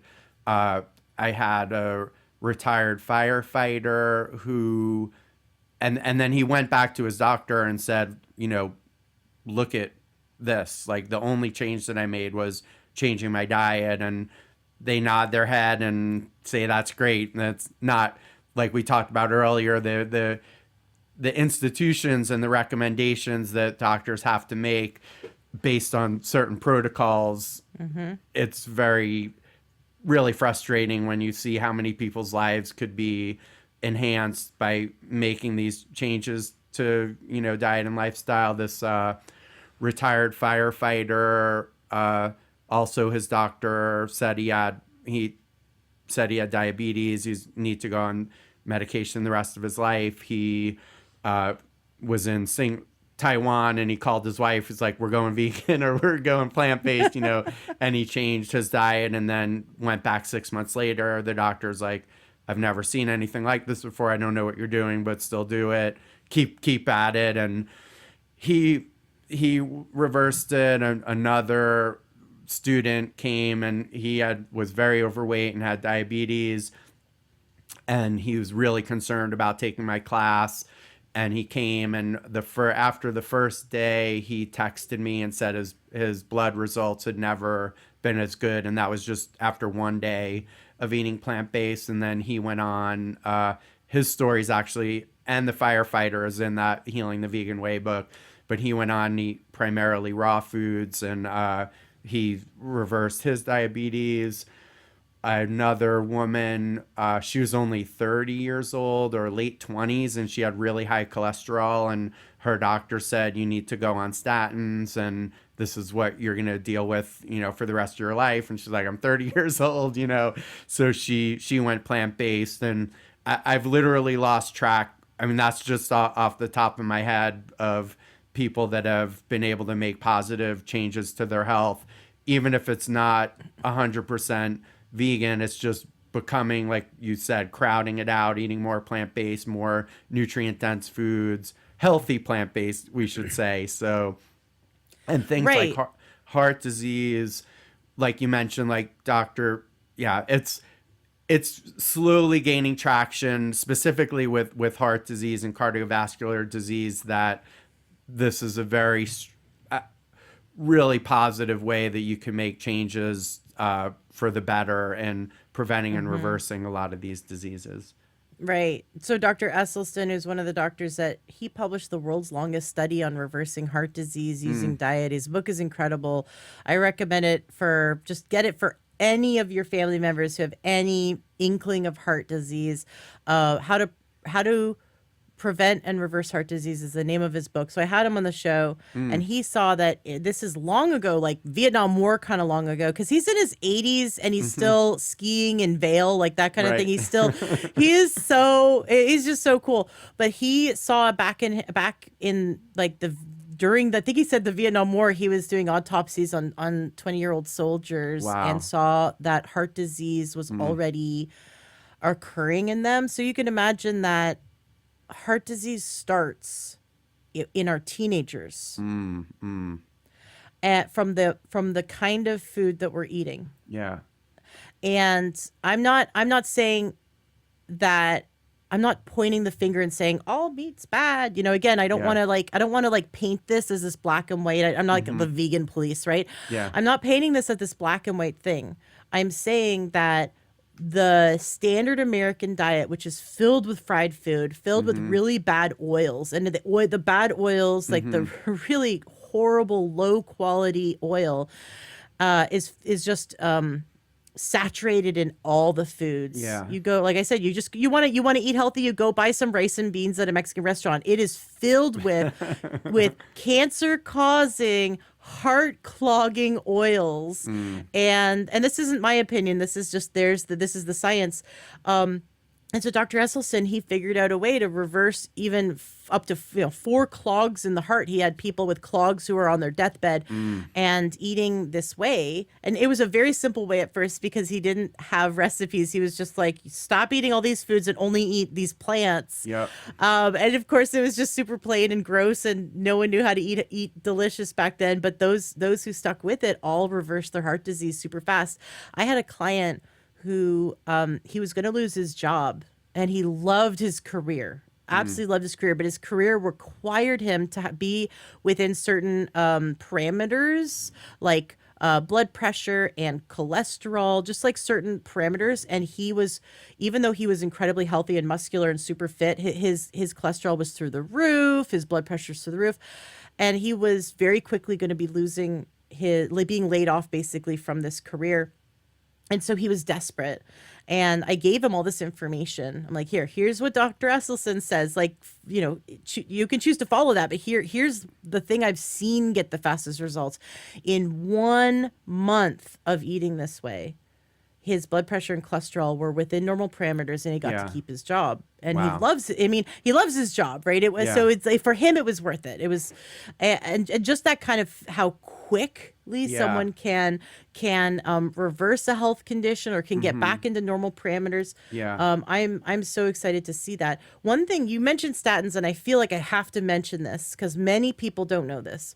Statin drugs, because they thought, and I had a doctor on the show who's he's not a plant-based doctor. He's a cardiologist, research scientist, PhD. And his name is Dr. Fleming, and he invented the Fleming test, or the Fleming method. And what this is, he invented this like 30 years ago. He's been saying for 30 years, the beginnings of heart disease and cancer are the same. The beginnings are a detection of inflammation, and whatever's, he's all about, he's pro drugs, right? And he's very upfront about being pro drug, but he can't deny the evidence that food affects our health, right? Because there's so many doctors who are like, oh, diet won't affect that. I can't believe how many times I've heard that. You have to be on a drug. Diet's not going to affect that. I'm like, really? So food doesn't affect our health, but drugs will. But he believes that food plays a role in health and healing, but he looks at it from the medical standpoint. So he invented the test that if you were to go into the hospital, they use this test. It's a very common test they use to detect heart disease, and it can detect. It's the test that detects heart disease the quickest, the soonest, when it's at the earliest stages of heart disease, long before you've seen massive clogs in the arteries. And his whole thing is understanding that the beginnings of heart disease start years before as inflammation, and that he sees that the foods we're eating are causing the inflammation. So bada bing, bada boom, right? We need to create a diet that is decreasing the inflammation, and that we can reverse these illnesses. But here's the thing about statin drugs. Long ago, they were saying cholesterol is the cause of heart disease, and Dr. Fleming and other mavericks in the research world were being canceled, like cancel culture back then, because they were saying, no, it's not. No, it's not. It is a symptom of it. It happens later down the road that we actually see inflammation early on. And then cholesterol happens down the road. It is not the beginning cause. It is something that happens because of heart disease. Cholesterol deposits don't happen, isn't the root cause. It happens because of the heart disease. So they were saying like, hey, giving people statins is like not actually going to solve the problem. We need to back up and go down earlier up the stream, right? Right. To origins. Well, statin drugs, back when they first introduced them, and up until about 10 years ago, we can wiki, it's actually on Wiki. Up until I think it was about 10 years ago, they required, so for at least 20 years, they required that you had to get a blood test every 6 months to make sure that your liver wasn't being too damaged by the statins. This is how statins work. Your body makes cholesterol. So even a vegan who doesn't eat any animal fat, right? Even like I don't eat oils. I don't eat. So I get my fat from like whole food plants. So I'm eating an avocado, not the avocado oil. I'm eating the chia seed, or I'm eating the flax. I'm not eating the flax oil. and I'm eating an olive instead of the olive oil. But I choose not to eat super high fat foods all day long. So I'm actually eating pretty, like, naturally just pretty low fat. But my liver, because cholesterol is so important to us, it's the building blocks of your sex hormones, your stress hormones. It is the what protects our nervous system. It's the myelin sheath that goes around like an insulation around our nervous system, Mm-hmm. and it makes up every single cell wall in the body. You've got over 37.2 trillion cells that require cholesterol to make the cell wall healthy. So we need to have healthy cholesterol. If you Right. don't eat it, your body's going to break down the food you eat and make cholesterol, and that's the liver is responsible for doing that. Right. So the doctors would take your blood and go, "Oh, look, bad cholesterol. Ah, we have to lower your cholesterol." And instead of saying, "By the way, maybe you should stop eating pro-inflammatory foods that are oxidizing your cholesterol, causing LDL," low density lipoprotein is a sign of oxidation to the in the body, which is free radical damage. Like increasing antioxidant rich foods and getting your fat from healthier sources, get some good exercise in there as well. There's all these lifestyle changes you can do. They just said, okay, we're going to create a drug that damages your liver so much, it bruises your liver so much, your liver ceases to function correctly, and your liver stops producing cholesterol. But they didn't tell you to stop eating it. And this doesn't make any sense to me, because Yeah. if the Yeah. problem was too much cholesterol, they never said stop eating the cholesterol or stop eating the foods that cause the inflammation and cause the oxidative stress to the fat, the low density lipoprotein. They're saying, let's just damage your liver. Let's keep eating the way you're eating. Let's just damage your liver. And it's just like, if the pharmaceutical company wasn't completely like this, like so obvious, like they showed their hand. How obvious do you have to be? Yeah. These doctors have good intentions to help you. Every cardiologist I've had on the show, I've asked them, do statins make a difference? And they say, listen, they do more harm than good. Wow. And there's only one study that shows that in your second heart attack, there's a sliver of a chance that if you took statins after your first heart attack, you're less likely to get your second heart attack. But I'm like, by the time you're having your first heart attack, there's some major damage, and we need to like Yeah. really like reverse some stuff. But that all these cardiologists have said statins do not prevent the first heart attack at It's all. crazy. But Yeah, that's a whole opened it's up a damaging, whole, yeah. right? It's damaging the liver. So that was my soapbox. But you brought up statins, and I think it's a really good point to kind of take a step back and go, wait a second. Everything I've been taught about food, about healing the body, about being healthy, about medicine, I need to question. Yeah. Because I have to question the source of where it came from, and I have to start thinking for myself, and I have to start looking around going, well, what's working? And what we see works is taking that nutritarian approach of using the most nutrient dense rich foods, Right. fiber rich foods, and adding those to our plate. That's what we're Yeah. seeing really, really works. Yeah, it's like, well, yeah, the future of medicine is returning to the origins of medicine, and Hippocrates saying, let food be your medicine. I think you come full circle to realize the important role that choosing the right foods plays in our overall health. Isn't that wild? Do you have any go-to recipes for your own healing? Like, oh, if you have a headache, do you like reach for the coconut water? Or if you injured yourself, do you have any like, I'm going to make sure I add turmeric to my food? Like, do you have any sort of like first aid foods that you incorporate in your life? I would say making a turmeric milk, a gold milk, is one of Yeah. the strategies that and my sister, she's done a lot of healing and has come across just studies of which foods to help, the core foods to include, and the turmeric milk is definitely one that I noticed that it helped me pass through. There was something going around here, and I just dosed up on the turmeric milk, which you can make really simple, making a simple turmeric paste with powdered turmeric and a little ground black pepper, and I like cardamom. Whenever I could put cardamom in something, I do. So I put a Yummy. little cardamom and cinnamon and like some cayenne in it as well for some heat, and then you could just mix that with water to form a paste, and then doing having some plant-based milk warm, that I feel helped me kick the latest thing that was going around. I love that. I do something really similar. We call it moon tea, but I'll make a concentrate of it, and I'll share it in the. I'll share. I mean, I can send you my recipe. This is after me playing with it, but I'm gonna try adding cardamom. I haven't done that, but I'll add ashwagandha. I'll add some like mushroom powder and stuff. I also ginger and the clove, because there's like anti-parasitic, antiviral, anti-parasitic, and then the ashwagandha is so great for sleep. So I'll do all that, and I'll add, and then I'll make a concentrate, and then I'll take a scoop of it, put it in hot water, and then add a little bit of like coconut milk, and you can add a little Nice. bit of date syrup or stevia if you want, or my favorite, little bit of maple. I'm Canadian, okay? It's Uh-huh. maple syrup, Yeah, right? It's that's like my I'm from, go-to yeah. sweetener too. Do I'm from you what Ontario. form? Oh, sorry. Oh, what form is the ashwagandha in that you use? Like the herb form or the powder? Powder. Okay. If there's a better way, tell me, because I'm just like, I just buy a big bag of organic ashwagandha powder. Okay, that's cool. Yeah, we have the tincture.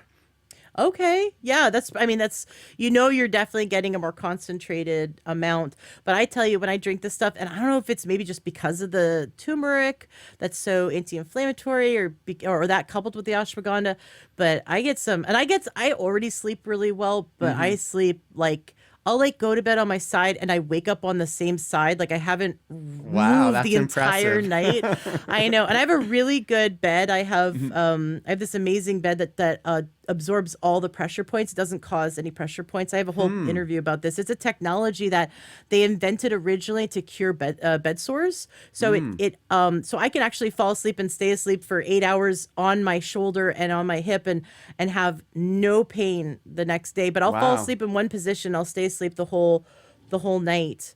And if I drink this stuff, it's like I did not move the entire Yeah, night. I I'd slept love deep. to check that out. That's amazing. Yeah, Because I absolutely. would say I'll share it's, that.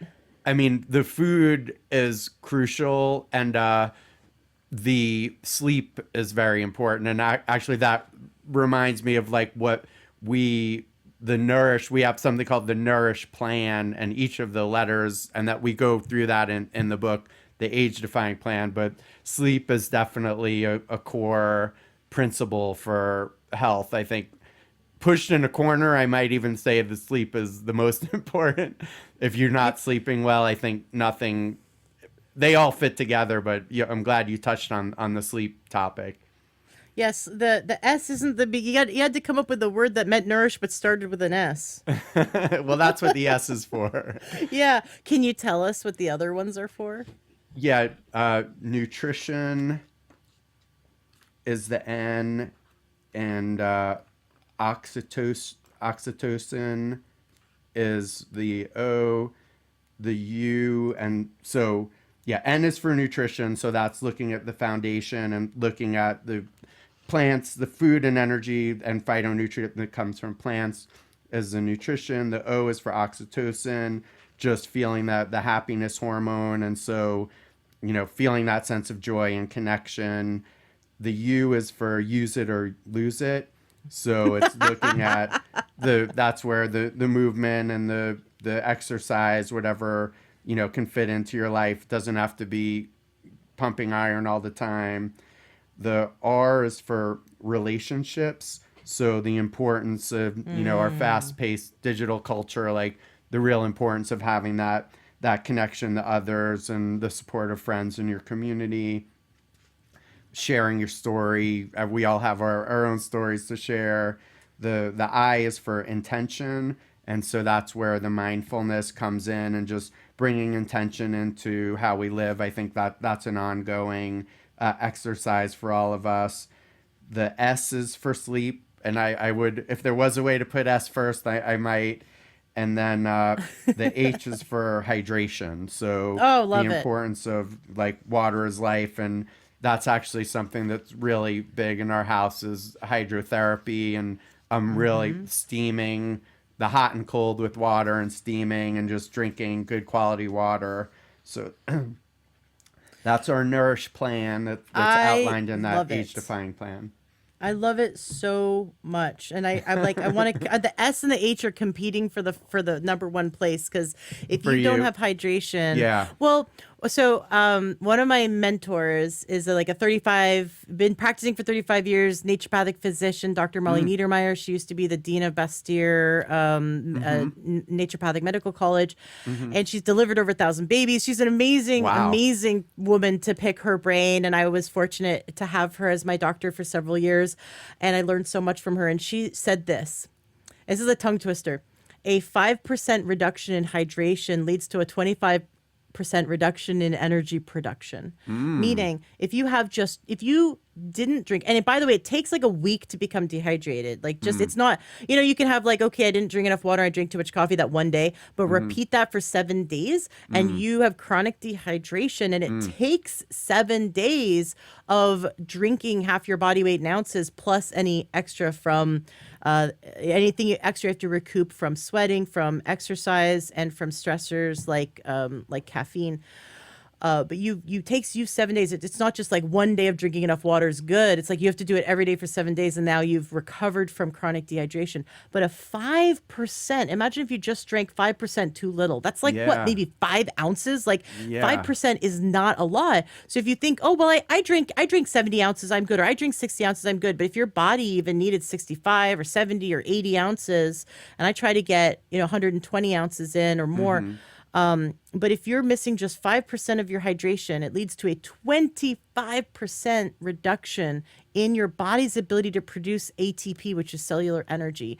It also reduces your ability to clear toxins away from the cells and to bring in nutrients. And I had a doctor on my show that was on his deathbed, and he used this thought process to heal his body. All the doctors said, go home to die. Wow. And he used this one process. He goes, okay, I understand how the body works, even though all the doctors were like, it's like he was in sepsis and his liver was in liver failure. He was like really bad. And he said, I need to think about how to make a cell healthy. The cells are healthy it's like a house. Every cell is a house. Take out the garbage, bring in the groceries. And my cell, the cells have inflammation around it, so the groceries can't get in and the garbage can't get out. So it's just like a blizzard has come in and surrounded each house, and now the organelles inside the house are stuck and going, I can't get the groceries in and the garbage out. And that's what sickness is. So he had to break it down, and he used hydration as one of his ways and he to everyone's amazement, he lived and thrived after that. Just imagining, I got to do everything possible to bring down the inflammation and hydrate so I can get the groceries in and the garbage out. Wow. That's a great metaphor. That's a great story.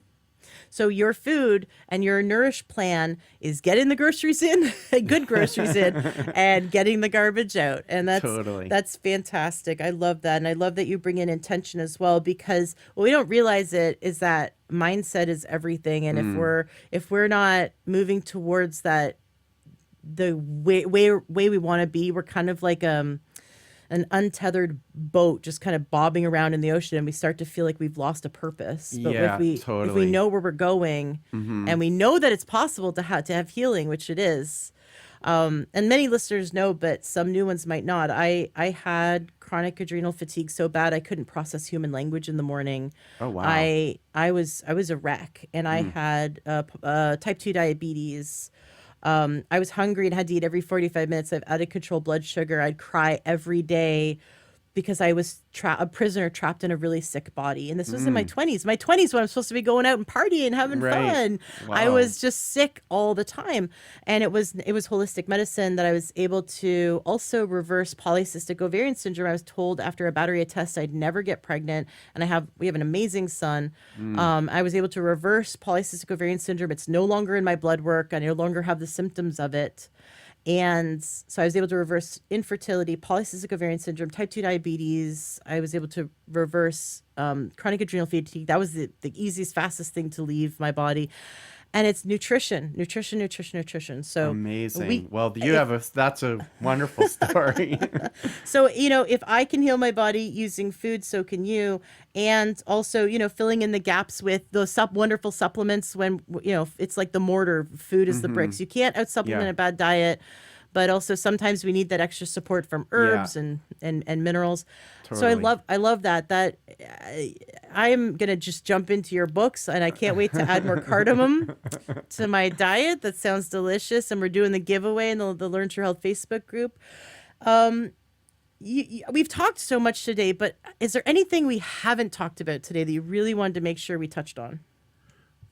I would, well, one thing I'd like to say, just what I've come across, like, in just tuning into this idea of purpose and, what our role is here. And for me, like I mentioned, I just love showing people how to create plant-based food that tastes amazing. And so I came up with these 7 culinary keys to create amazing plant-based foods.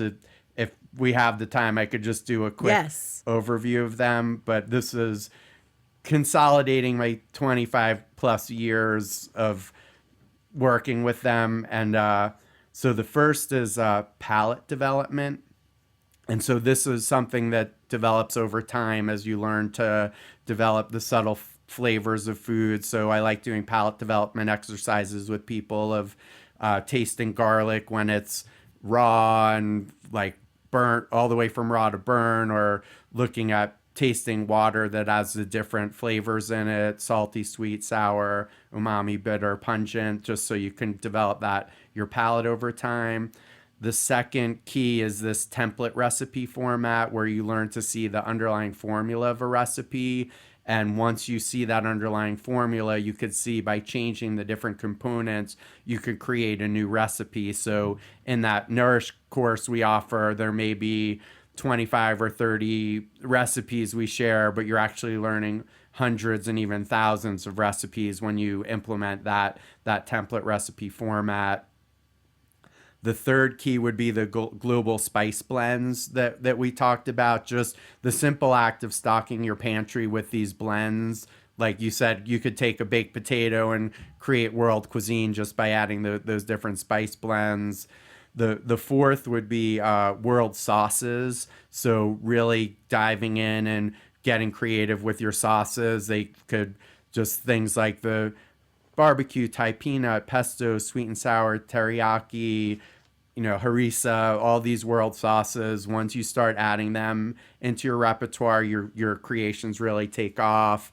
And then the other step I call is veganizing, where if you love your bacon cheeseburger, there are ways to create plant-based alternatives that could satisfy the craving. These might be in the transitional food categories that I don't recommend all the time, like it's like, say, a vegan mayonnaise or something is not the same nutrition as a shot of wheatgrass, but if it helps you overcome a craving, I think, and you're heading towards that whole food plant-based diet, I feel they play a role.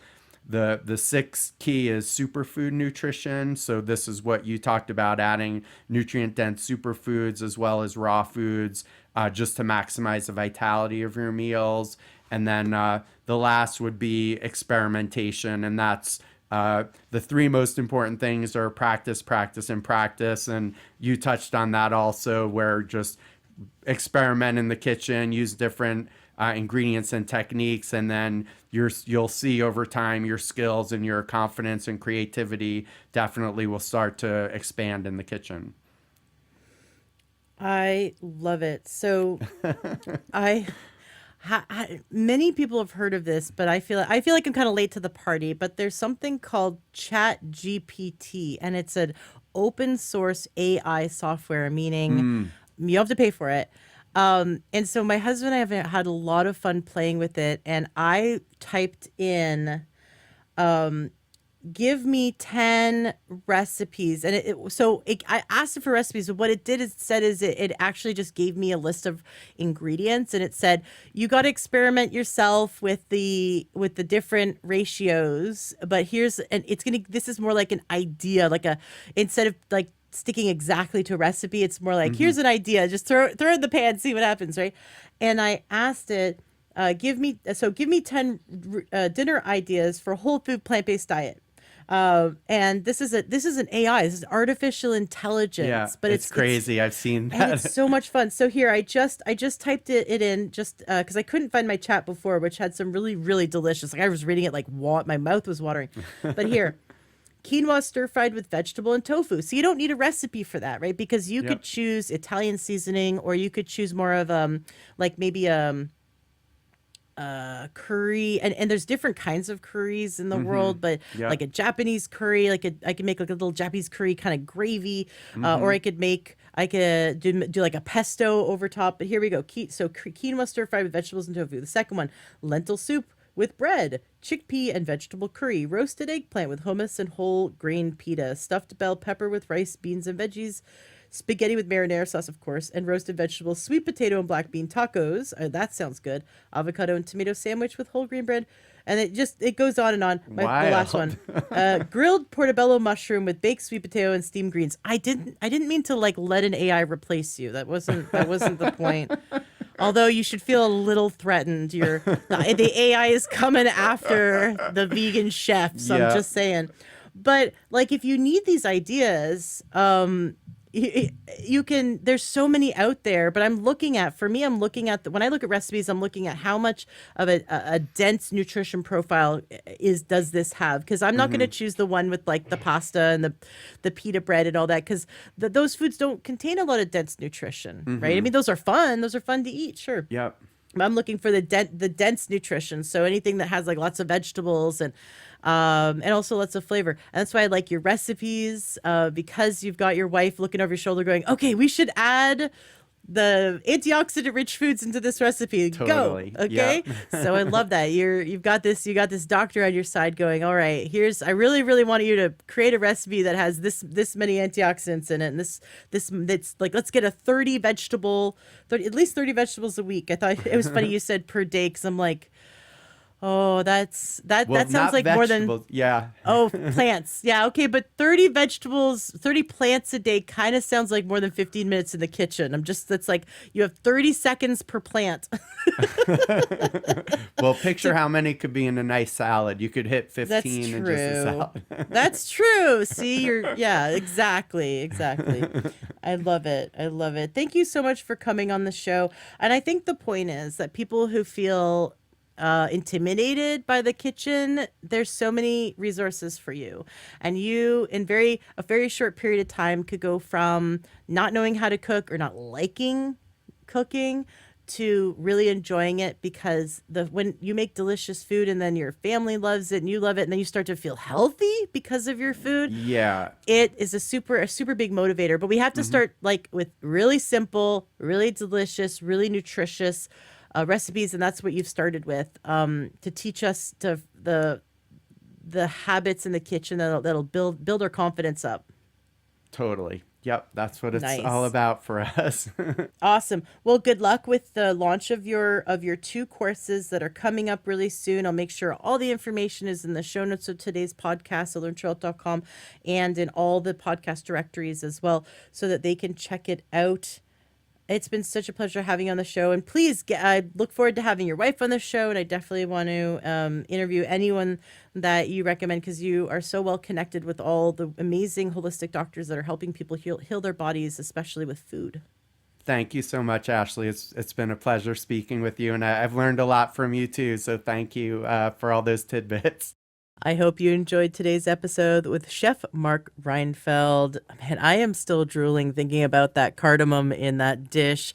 And I just love how he pairs some of those flavors. I love that he's thinking about people who are just starting out in the kitchen, and especially those of us who are trying to get our health back. We're already tired. We already got a million things to do, but we know that eating out really deteriorates our body. It does not build us up, right? We're either building up or we're breaking down. That's how the body works. It's either going in one direction or going the other. There is no this myth of homeostasis. We don't never achieve homeostasis. We're always trying to achieve it. We're always moving closer to the mark or away from the mark. So if you think about like, oh, I'm too tired to cook, right? Which I get it, man. I have spent way too much money eating out. And the problem is that yeah, okay, there's the cost on your wallet, but there's the cost on your long-term health. And that is that your cells now have to figure out how to build new healthy cells with this limited amount of nutrients because we are not getting the optimal quality nutrients when we eat out. We just aren't. And so the best thing to do is to learn how to make simple meals. Now it takes me about 15 minutes from start to finish to make delicious multi-plant, multi-vegetable delicious meals. And it just takes practice. It takes getting in the kitchen. But if you can just conjure up 15 minutes of energy once or twice a day. And the best thing to do, the biggest thing I could say is if you are feeding yourself, or even if you're feeding your family and you only have enough time to cook once a day, make more, double the recipe, triple the recipe, cook like you're cooking Thanksgiving, and just cook a much larger portion. You can always freeze it. You can always portion it out. Leftovers taste better. So you can reheat it up, eat it for lunch the next day. Heck, I've eaten dinner for breakfast the next day. It just saves you so much energy and time because if you're prepping everything once and you already have it out of the fridge, you're already cooking it, right? It's all it takes is just 2 more minutes to prep a little bit more of the same vegetables and the same foods. So that's my biggest thing is I always triple, quadruple recipes and then have leftovers for 3 days, and then it's just easy breezy lemon squeezy. So check out Mark's stuff. Go to learntruehealth.com/nourish. That's learntruehealth.com/NOURISH. And see his beautiful recipes and know that everything that he does is approved by a naturopathic physician who's very hypercritical of the work because it's his wife. So, of course, she's looking over his shoulder and telling him what she believes are the healthiest foods to heal the body and nourish the body. And then he comes up with the amazing flavors. If we can enjoy health, then that's perfect. That's exactly what we need, right? So speaking of which, I'm gonna go eat the leftovers from I cooked at lunch and I made enough so that I could have the same meal for dinner because I wanted to save myself some time and energy and be able to do other things around the house, including publish this episode. So I'm going to publish this episode and go eat my delicious lunch part 2 for dinner. Have yourself a fantastic day and watch out for the next episode because it will blow your mind.